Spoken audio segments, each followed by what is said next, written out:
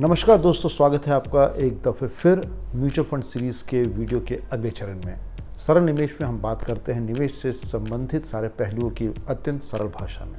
पिछले वीडियो में हमने देखा निवेश के अलग अलग कारगर उपाय जिसको अलाइन करके कोई भी निवेशक अपने गोल को अचीव करता है, लेकिन उस गोल की अचीवमेंट में आपने कभी गौर किया है उसकी पूरी तयशुदा नौकरी का वक्त या बिजनेस का पूरा वक्त कंज्यूम हो जाता है। ऐसे कुछ एक लॉन्ग टर्म गोल होते हैं, मसलन बच्चों की शादी, बच्चों की पढ़ाइयाँ और सबसे ज़रूरी रिटायरमेंट प्लान, रिटायरमेंट कॉर्पस। इसके लिए तो आदमी को ताउम्र यानी अपनी रिटायरमेंट लाइफ टाइम तक उसको काम करते रहना चाहिए और तभी वो अब एक अपना कॉर्पस इकट्ठा करता है।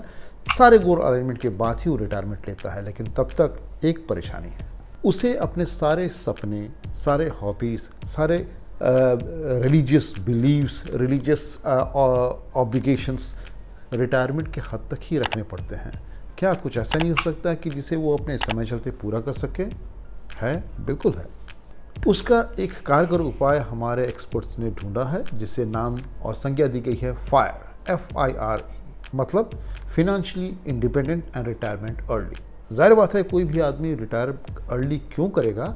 तभी जब उसके सारे गोल्स अलाइन हो, गोल्स के सारे कॉर्पस उसके पास इकट्ठी हो, सिक्योर हो and he can see and make a plan to retire early.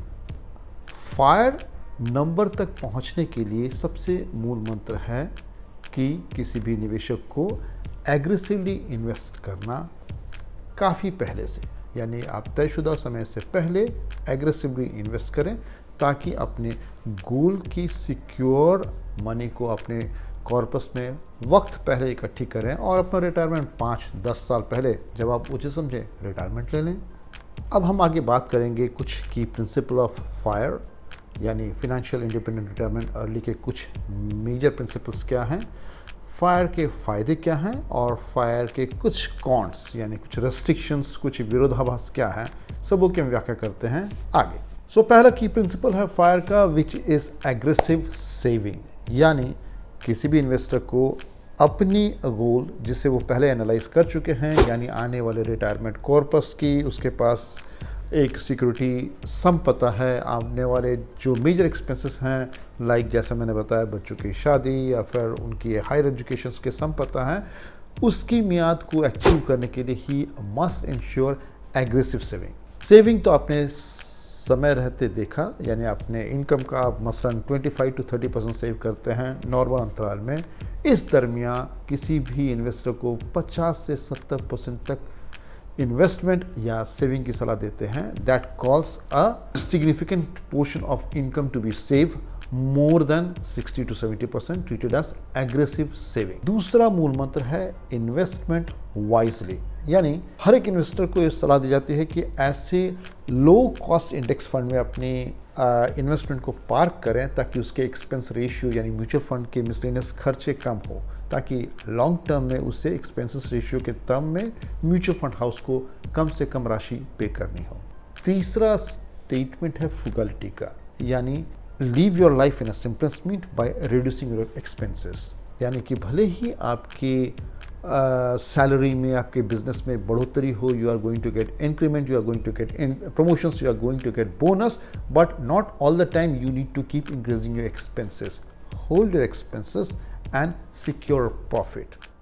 इसके पहले कई हुई बातों पे अमल करके आप तो एक अपने फायर नंबर को अचीव कर सकते हैं। You can secure your investment on time and you can retire. मैं आपको रिपीट करना चाहता हूँ, रिटायर अर्ली का मकसद कतई नहीं है कि आप अपने सारे संसाधनों से विमुक्ति पाते हैं। Yes, you don't need to do so much of hard effort on your duty, you don't need to stress your self, you can plan your life easily, more stable, get your more religious power, religious belief in to your personal life. अब बात करें कुछ benefits of fire की, यानी what are the major attributes we are looking or people are looking nowadays to have a financially independent life so that they can retire early.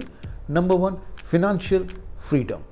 That means किसी भी investor को ज़रूरी नहीं कि 45 या 50 के बाद काम करना, स्ट्रेसफुल लाइफ के पीछे भागना और मनी के पीछे भागने की ज़रूरत है। He or she need to secure a sum or lump sum and get financial freedom. दूसरा, परिप्रेक्ष्य है फ्लेक्सिबिलिटी का। फ्लेक्सिबिलिटी मतलब लाइफ के अलग अलग एस्पेक्ट होते हैं, यानी आप सिर्फ कमाने और बिजनेस के पीछे ही नहीं पड़े हैं। आपको अपने एक मेजर इन्वेस्टमेंट के अलावा ज़िंदगी में कई किस्म के पैशन, इंटरेस्ट होते हैं जिसे करने की ज़रूरत आपको इसी अंतराल में है। सो क्यों ना अपने पैसों को काम पे लगाएं और बाकी के वक्त पे अपने इंटरेस्ट, पैशन और भी जो कमिटमेंट है सोशल, उस पर आप वक्त दें। तीसरा और जो सबसे ज़रूरी फ़ायदा है, ज़रूरी परिप्रेक्ष्य है फायर का, इज़ टू रिड्यूस स्ट्रेस।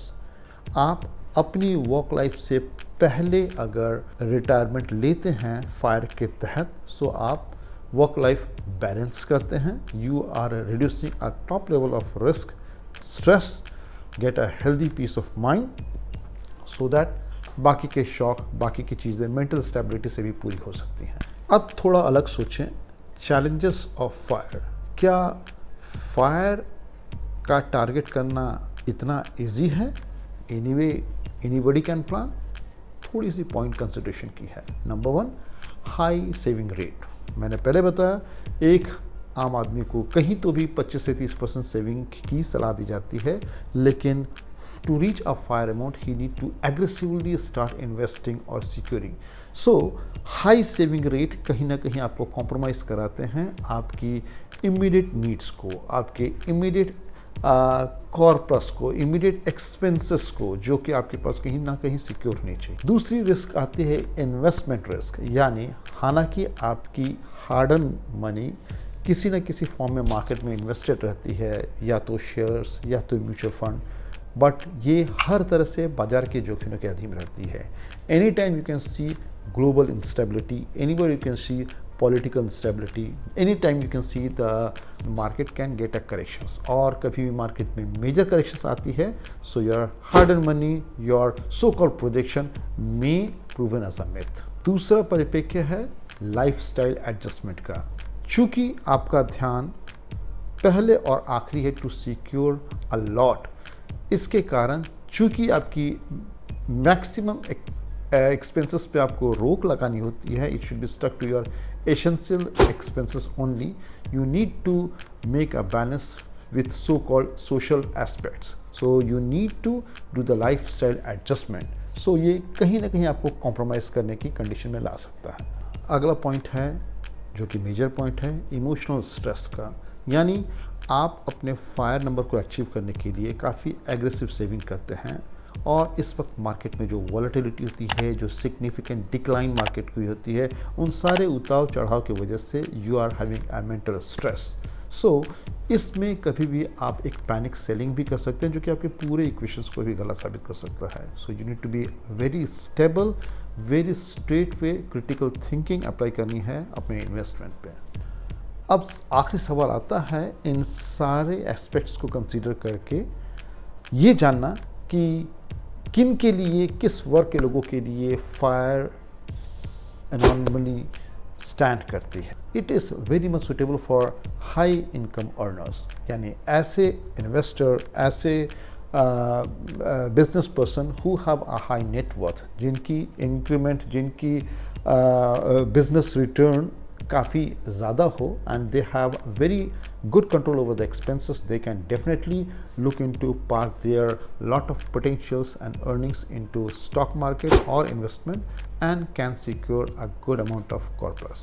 दूसरे इंडिविजुअल्स होते हैं जिनको हम फ्रूगल इंडिविजुअल्स कहते हैं, यानी ऐसे इंडिविजुअल जो अपनी सेविंग को काफ़ी हद तक प्रायोरिटाइज करते हैं और इन्वेस्टिंग को ऊपर रखते हैं अपनी रेगुलर स्पेंडिंग से। तीसरा तबका आता है लॉन्ग टर्म प्लानर्स का, यानी ऐसी पर्सनालिटी जो कि अपने प्लान को एग्जीक्यूशन के साथ अलाइन करते हैं। Those are the long time planners, long term thinkers who can plan in terms of calculated risk and return. Those guys can definitely reach the target of fire amount.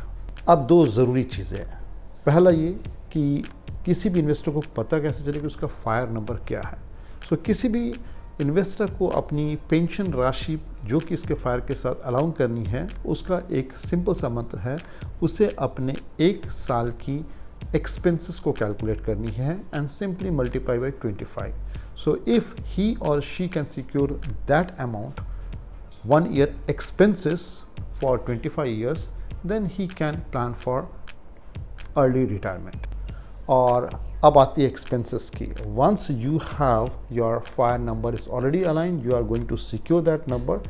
At the time of taking systematic withdrawal, the number should be 4%. So anytime you should not cross the 4% of your total saving in terms of availing those benefit. इससे आपकी तयशुदा और आपकी जमा की पूंजी कभी भी dilute नहीं होगी, नलीफाई नहीं हुई. You will be still enjoying the benefits of systematic withdrawal all over the ages. अब फायर के कंसेप्ट को अच्छे से समझ के, इसके प्रिंसिपल को अच्छे से जानकर कोई भी इन्वेस्टर डिटरमाइन कर सकता है उनके अप्रोच को किस लिहाज से वो सूटेबल हैं to reach their financial goal, to take major of their lifestyle and plan for the fire numbers as appropriate. पूरी उम्मीद है कि आपको ये वीडियो पसंद आया होगा. आपके किसी भी सवाल के जवाब देने के लिए मैं तत्पर हूँ. वीडियो को लाइक करें, सब्सक्राइब करें. और मैं दोबारा जाहिर करना चाहूँगा, मैं किसी भी किस्म का सेबी रजिस्टर्ड फाइनेंशियल प्लानर नहीं हूँ. ये सारी इन्फॉर्मेशन अलग अलग ब्लॉग से और मेरे अध्ययन से ली हुई है, इसलिए आप इसे अपने अध्ययन हेतु ही यूज़ करेंगे. हार्दिक धन्यवाद.